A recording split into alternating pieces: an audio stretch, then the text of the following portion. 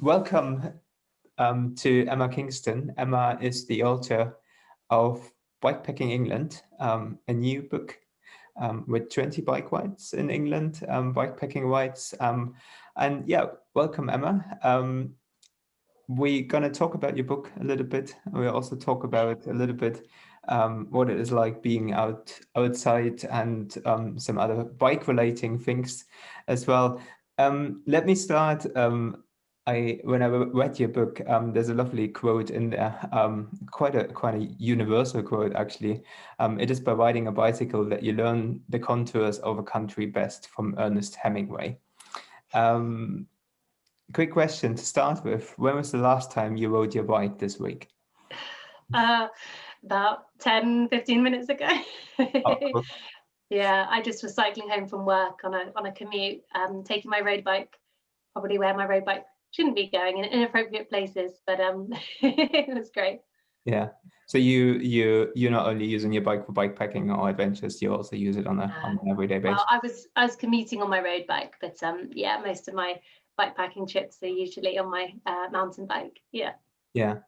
And I think I had a look at the chapters and I was quite curious. I'm always quite curious about actually the introduction chapters of books, because the term bikepacking is something which we both possibly have our own definition of, and hundreds of other people out there have possibly their own definition of what bikepacking actually is. What's like in terms of bikepacking and also for people who buy your book, hopefully, what is bikepacking for you? It's such a good question, and it's such a personal one, isn't it? I think you're quite right in that my definition probably would be a little bit different to yours. I would say it just boils down to putting some things in my bike and going off on an adventure, usually for at least an overnight trip. And for me, it to be as satisfying as I probably want it to be, it needs to take me off-road, so exploring bridleways and byways and lots of single track. But I think it's definitely evolved probably over the course of writing and riding Bikepacking England. So I think it started off as perhaps more of a holiday, just sort of wanting to escape the city and just have fun on my bike and explore new trails. And I guess basically feel like a kid again. There's that wonderful quote, which I know you know as well, by Hilary Oliver, who wrote a wonderful article about bikepacking, and it just sums it up for me. She just talks about how it's like disappearing off from your adult responsibilities and building a den and feeling like a kid again without any responsibility. I think probably it's slightly progressed to become slightly more of a personal challenge. So I think I'm upping my mileage and I'm pushing myself a bit more if I'm not with other people. But basically, for me, bikepacking is a chance to get away, sort of get rid of any of the stresses of life, and just as soon as you start turning the pedals, to everything just melts away and you're out on your own or with friends, just enjoying where your bike can take you. Yeah, so kind of a form of escapism in a sense. And I can hear through there's something also about kind of looking at your childhood and kind of being that child in a certain type or shape or form again as an adult, and having the freedom to go away and kind of let things be the things they are. Yeah, I think mine is very similar. I think I'm not a big fan of I'm generally not a big fan of defining something as such, because I think it has a personal meaning to everyone.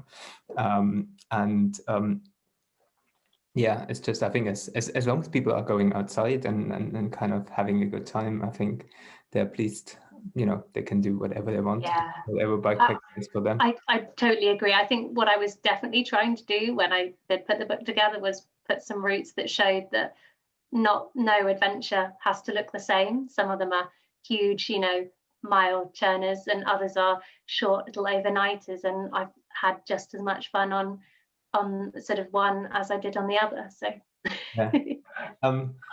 So in terms of the book, how did the idea of a book come about? I mean, I was really pleased to see that there actually is a book about bikepacking in England, because I'm based in Scotland. It's a part of the UK.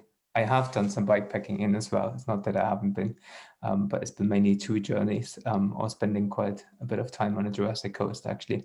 Yeah, we were talking about that, weren't you? I Yeah. think both of us have sort of childhoods rooted down there. And I think for me, England has definitely been an area that I've explored more so than perhaps Wales and Scotland, although I have ventured up there.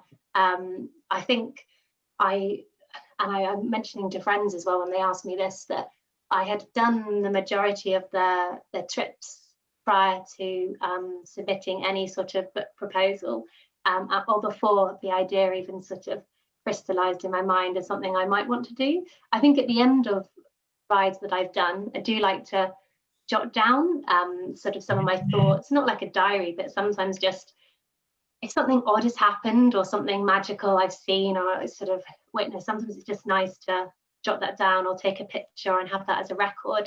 And I think it sort of came at a perfect time for me, where I'd had a knee injury, a long-term one, and I couldn't get out on my bike, and I was just absolutely jumping at the bit to do something exciting, having done these trips. And I think perhaps the best thing for me in that situation was to live vicariously and write about them. And it was suggested by my partner, actually, that I just sit down and do something to, I guess, show for this time off the bike. And then COVID happened, and it sort of snowballed from there as becoming just perhaps a pipe dream to materializing as an actual book, which I still am struggling, Marcus, to get my head around, but it's exciting. Yeah. So is it, I presume it's your first book you've written?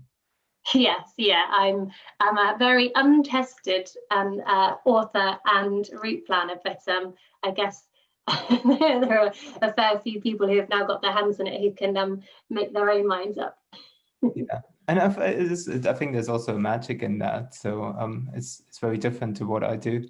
I'm doing all of this full time, at least trying to at times. But just how just to, I think we've touched on that already, because you're a full-time teacher, I think. So do you ever think it's gonna this could be a full-time thing for you, or do you want to, are you quite happy to keep things quite simple? It's a really interesting one. I absolutely adore my job. I'm a primary school teacher, so I've literally just finished the day, cycled home from spending a lot of time with some little kids, just having a lovely time. So I think it's 2 very different things, and it's always nice to have strings to your bow. But I've definitely enjoyed the writing process, and I think because of my job, I'm quite an organized person. I quite like having things compartmentalized. So it's a sort of, I guess, almost like a release valve at the weekend or on holidays. It's a really nice way for me to de-stress. I often ride on my own, actually. And I just find it quite sort of a meditative thing, where you just zone out.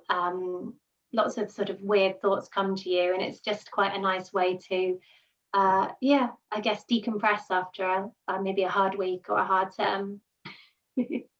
That's actually that's an interesting thing, because I believe there will be quite a lot of people out there listening to this or reading your book, who, I think the whole idea of a solo adventure, to me it comes quite natural now, but and it seems like it's the same with you.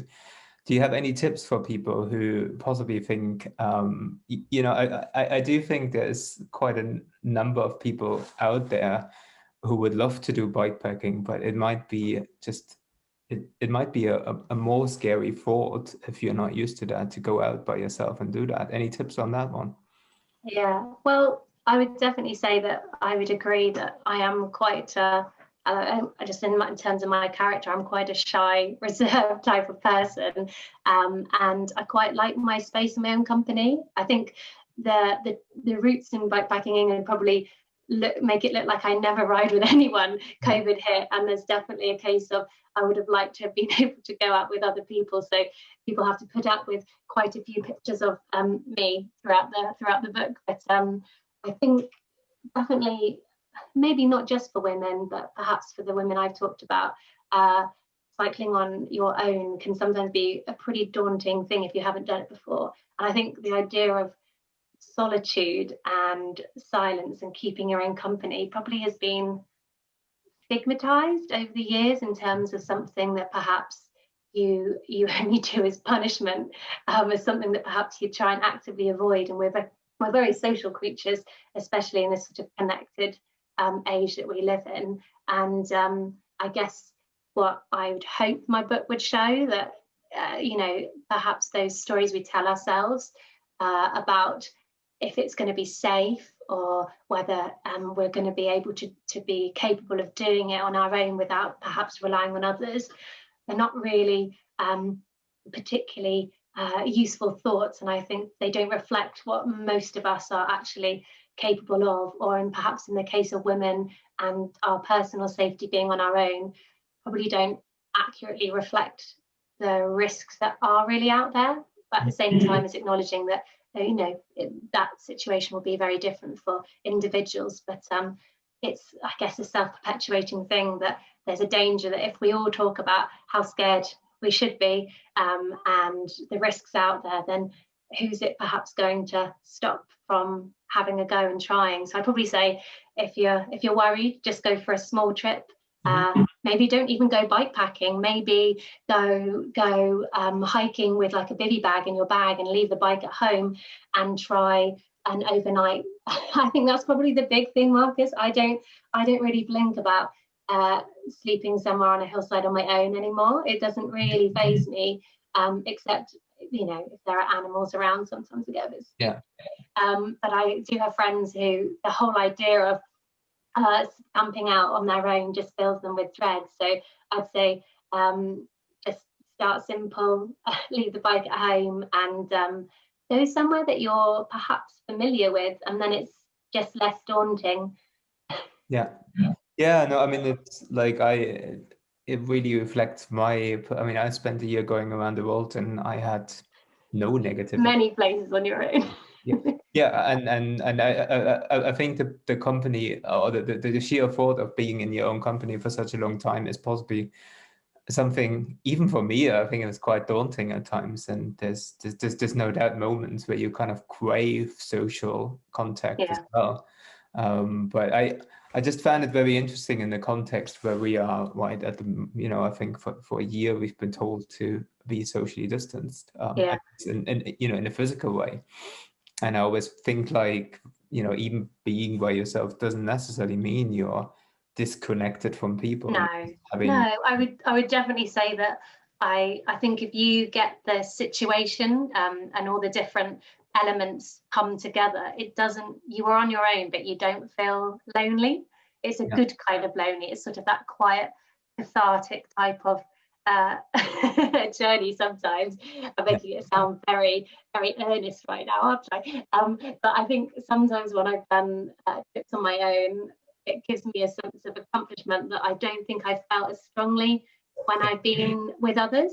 And actually, there's a really selfish element with not really having to worry about other people. And I think perhaps a lot of us in our jobs, especially if we are around people all day and that we're looking after others, sometimes it's just nice to be able to set your own agenda and know that when you head off for the day, that really all you have to think about is keeping yourself warm, fed, hydrated, and sort of that is about it. So I think I'm definitely one to sort of revel in just knowing that I've got to look after myself and no one else.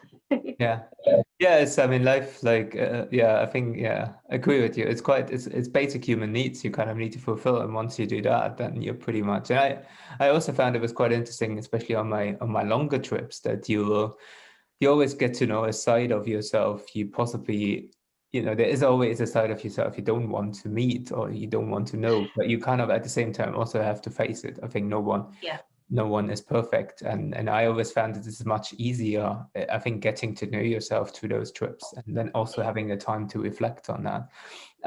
Is there like, and I think particular, because you've been speaking about the women's perspective, is there any like, I don't know if we can boil it down to maybe 3 top tips, you know, if this, like, what 3 tips would you give in order to, let's assume you haven't done any, like someone's not done any bikepacking and they really want to do it, but they're a little bit scared to do it. Is there anything in particular you would say?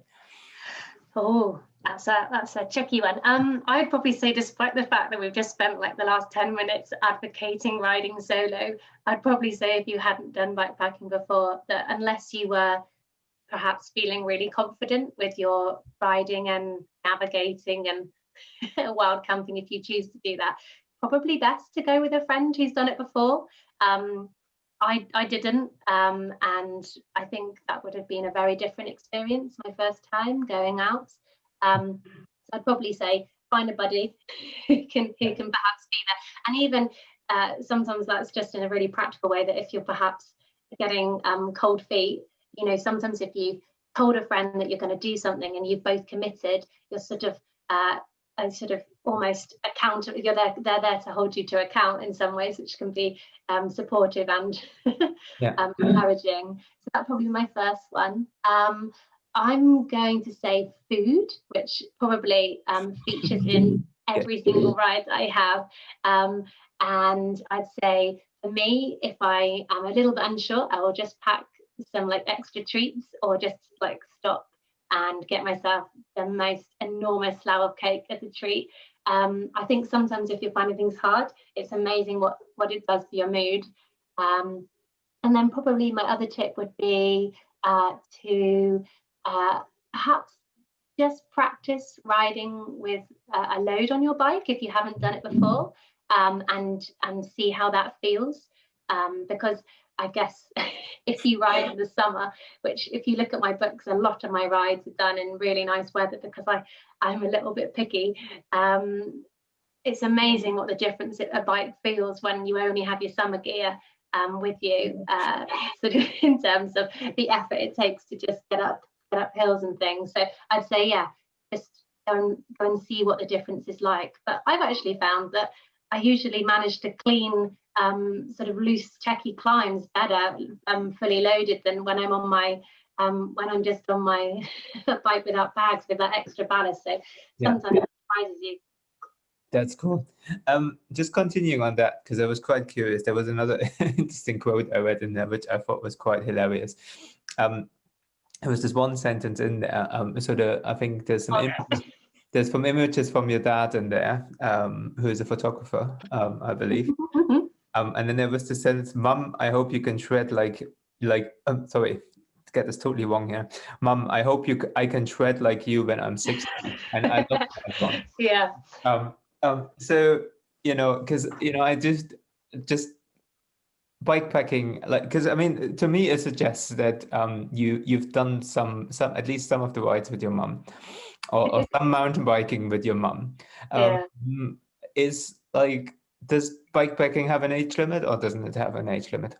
No, I would say firstly, I don't think so. I think there's it's definitely a case of you can do whatever you want at whatever age you want. I have to say my mum has never gone bikepacking with me, actually. I think she would be well up for it, but I think she's definitely would say for herself she's at that age where divvying doesn't any longer, you know, doesn't appeal any longer. But she does do multi-day trips with my dad. They did the Cairngorms Loop only a couple of years ago, and the Tour de Mont Blanc, and they do all sorts of things like that. But I have bikepacked with my dad a couple of times, because you've probably seen in the book that he's taken some of the really gorgeous photos. You can usually tell which ones are his and which ones are mine. But I think, as I touched on at the start, I'd ridden the majority of the rides on my own prior to even contemplating the idea of it becoming a book. And when I was having a look back, there are plenty of, like, you know, serviceable photos, and quite a few of mine are included. But for some of the rides, where I was just having far too much fun to take pictures. You can't really create the atmosphere of the journey and the landscape you go through with a couple of blurry selfies from the top of Ingleborough. So there was definitely a case of needing to get sort of that visual element there. So I sort of combined a sort of photos and route sort of double checking once I sort of finished writing, and roped my dad in for a couple of mini trips on Dartmoor and Exmoor, and he had a great time. It's, you know, I guess it's been a while since he's carried that amount on his bike, but I think he had a great time. But he's, I think the technically did. That's amazing. And the other thing I found quite interesting when I talked to you initially is that you said your background is mountaineering slash hill walking. It's an interesting one. I think the cycling's definitely been in there from an early age, but my parents, especially my dad, was very into his mountaineering and rock climbing and everything to do with outdoors, but an element to do with really technical outdoorsy things. So I sort of grew up being taken to the Alps and basically doing mountaineering, roped up with crampons and ice axes from about the age of probably about 8. I was sort of thinking back to climbing in Austria, some sort of 3,000-4,000 meter peaks at a very young age, and mostly having memories of either awe at the landscape that I was in, which I think perhaps at the time I didn't quite realise was a particularly privileged experience at that age. But also most of the lasting memories of those trips are tinged with complete fear. So it's I definitely had a one or two I guess temper tantrums as a kid on a glacier rope together, where you have to move at the speed of the leader, and you have to do things outside of your comfort zone to, I guess, get down and survive. So I think my childhood was definitely one of real fun and enjoyment, but definitely with an element of healthy resilience thrown in there for good measure. But the mountain biking started when I got a twin brother, and my dad really got into their, I guess, downhill sort of riding.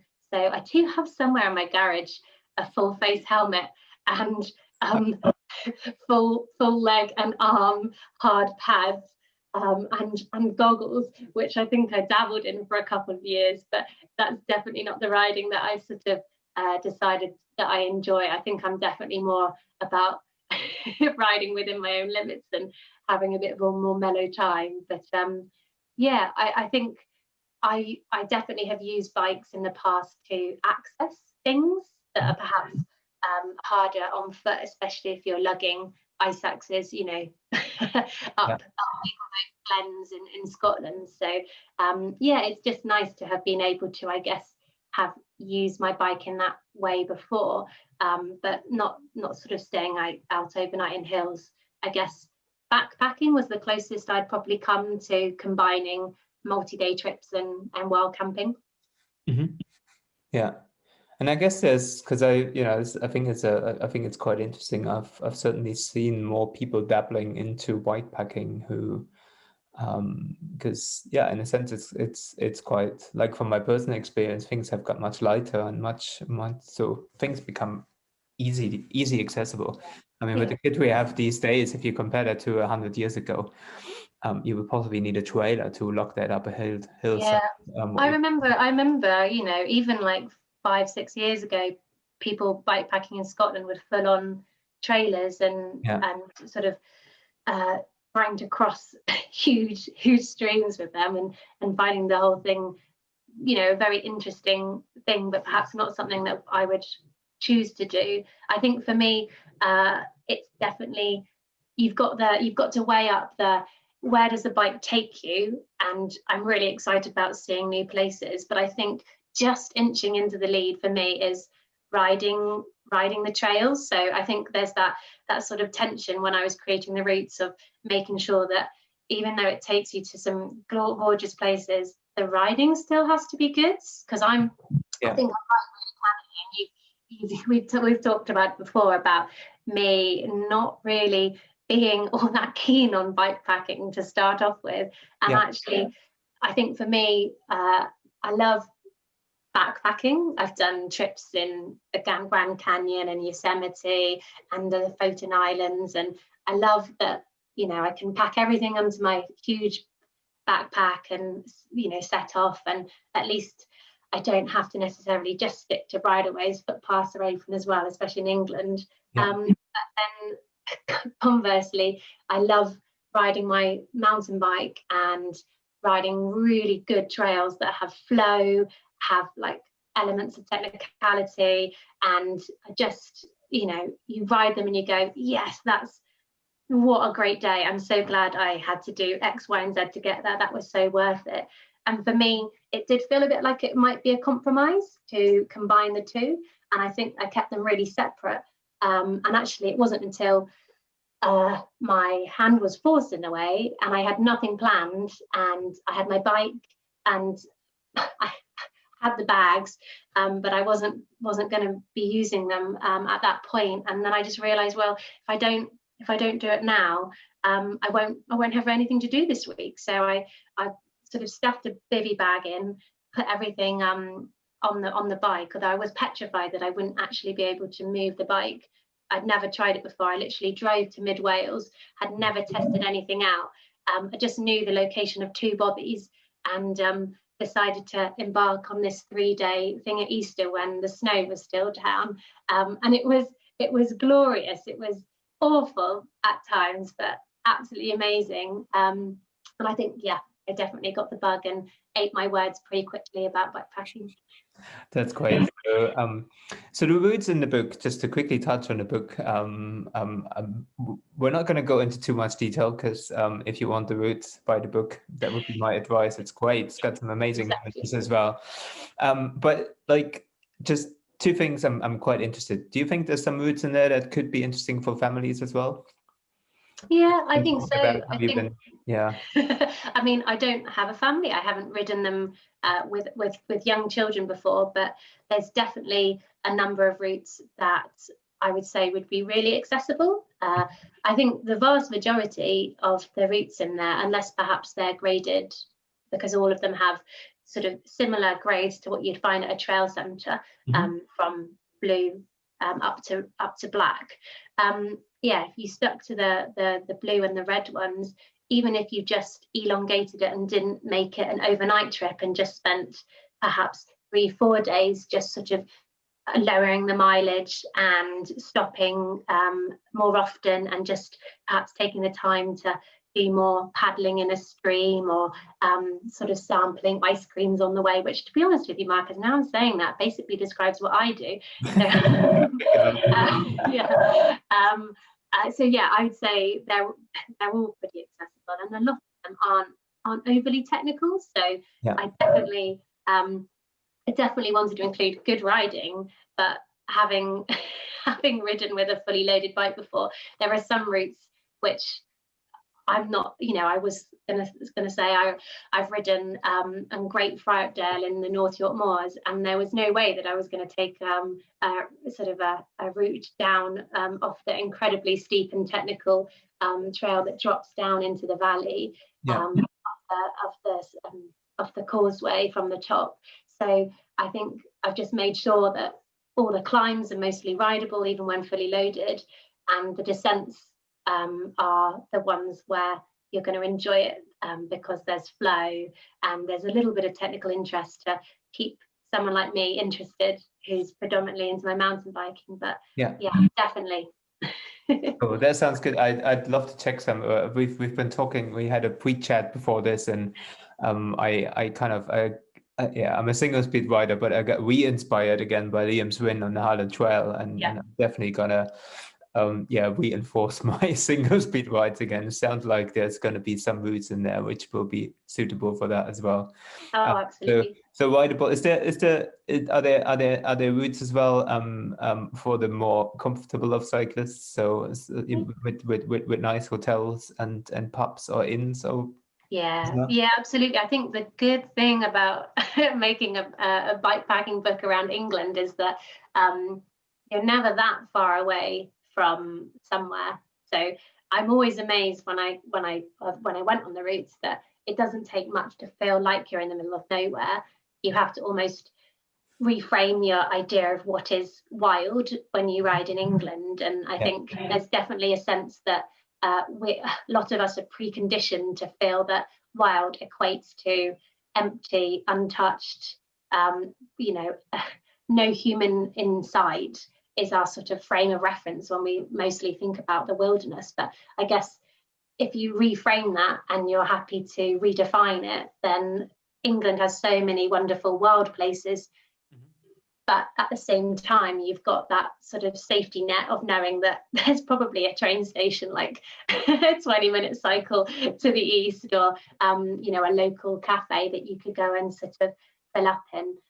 So yeah, I think what the book does is it does not specify wild camping spots. I was really keen not to advertise that. I think that's definitely a choice that an individual rider wants to make, and there's a lot about Leave No Trace in the book to help people make informed decisions.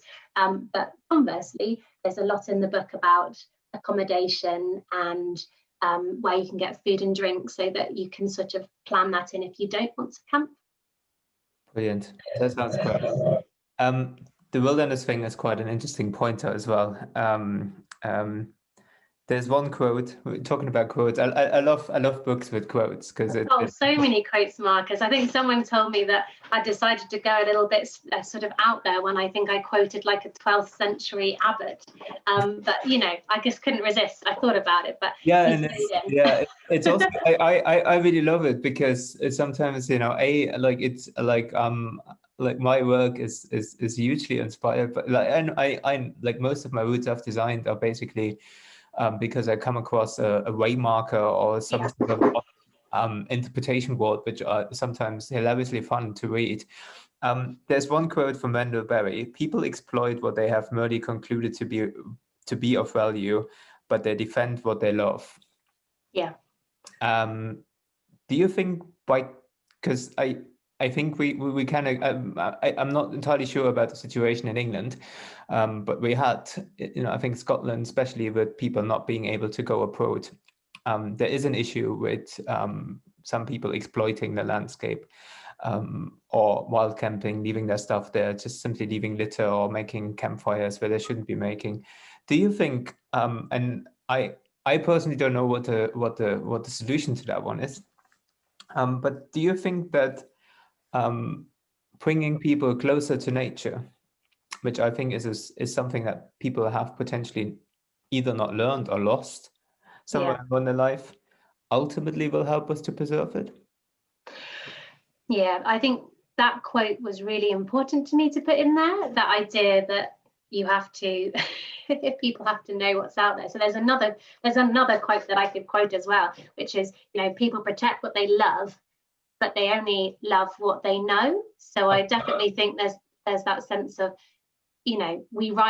I write these books, you do a wonderful sort of roots in bikepacking Scotland, and we're promoting and helping people to discover these routes for themselves. But I definitely think that if they aren't aware of the wonders that are out there, they're going to be less inclined to want to protect it. So I guess actually by promoting and showcasing just what a wonderful place we live in, I think it's almost a sort of a positive step in sort of helping people re-engage with the landscape, and to have some sort of thought about being a steward, or that's what I write in the book about, being an environmental steward and taking responsibility for the places that you ride through. So I think what I was really trying to do was to make people, I guess, understand what the places that they are visiting. So in the text, there's definitely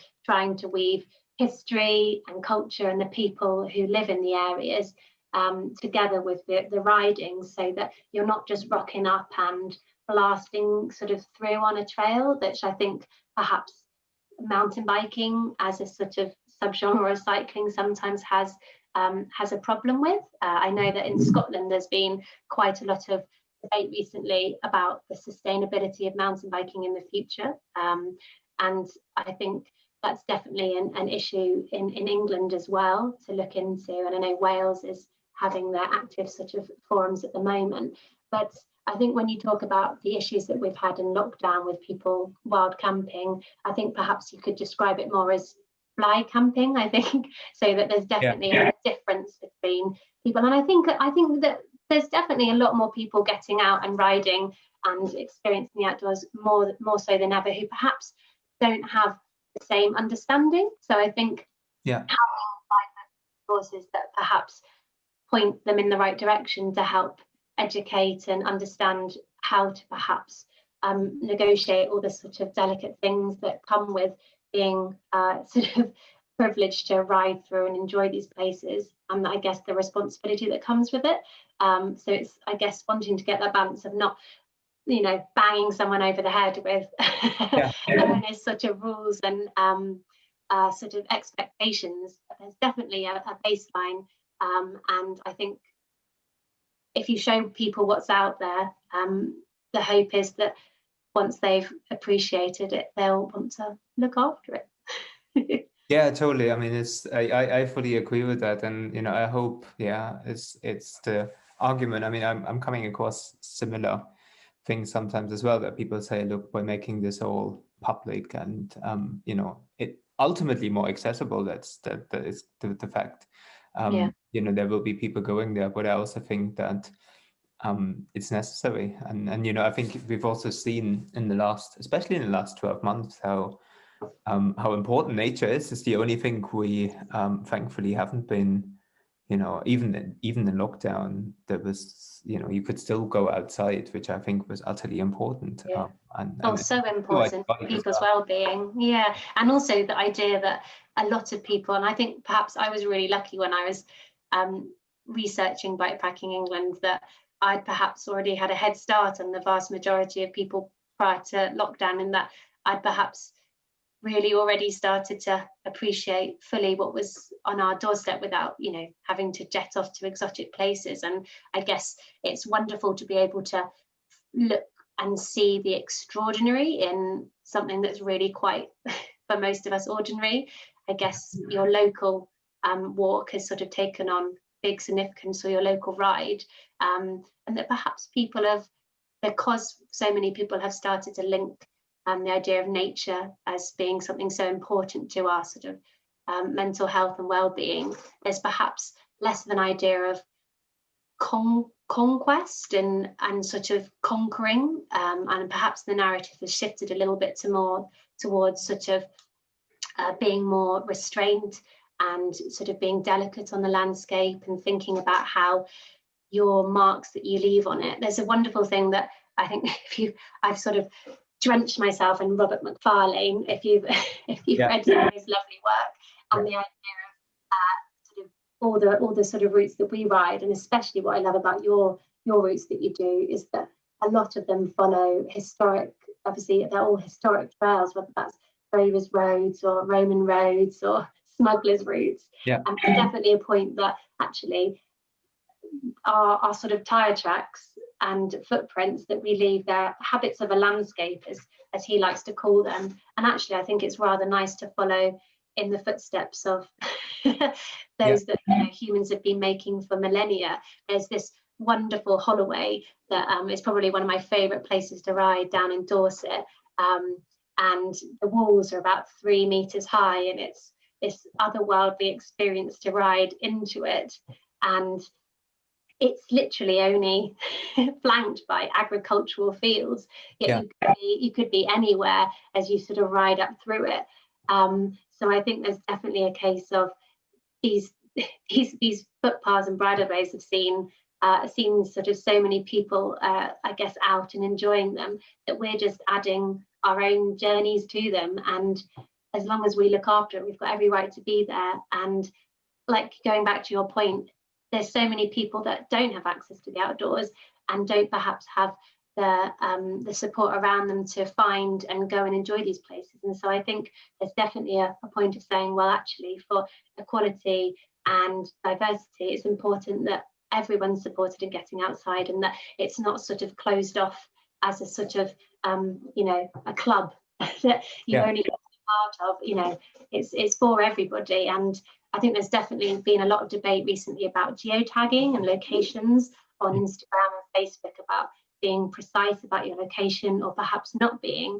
And there's definitely a positive, like an argument for both, about perhaps who are the gatekeepers to the outdoors, and who gets to make those judgment calls. Yeah, no, I think it's quite interesting. And what I sometimes do is, like, I think with the whole picture thing is, especially if you provide stuff electronically, I tend to put in pictures, but I tend to put them at different places. So I'm kind of like, especially at shorter routes. So people, if people ride the route, they will eventually come across it. It will not possibly sometimes not be super like obvious. So so people don't tailor their journey just to go to a certain place, and that's that's it.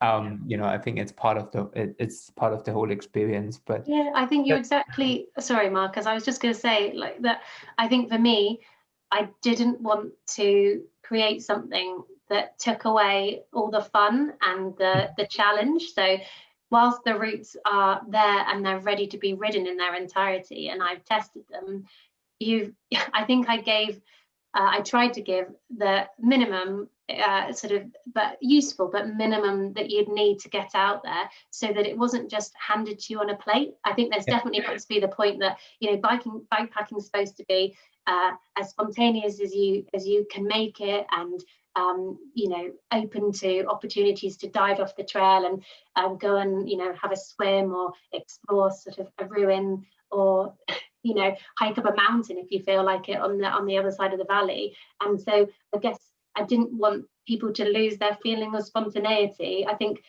by giving the routes, it's been taking away a barrier.